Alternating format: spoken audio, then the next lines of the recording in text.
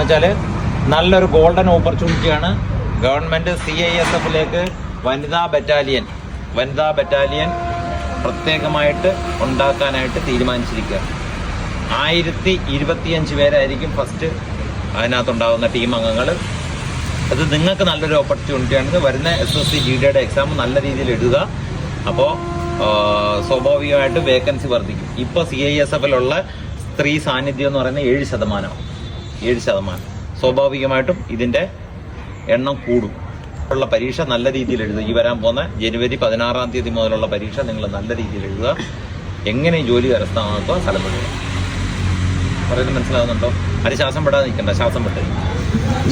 Okay. അപ്പോൾ അതുകൊണ്ട് പ്രയത്നിക്കുക, നല്ലവണ്ണം പ്രയത്നിക്കുക. അത്രേ എനിക്ക് പറയാനുള്ളൂ.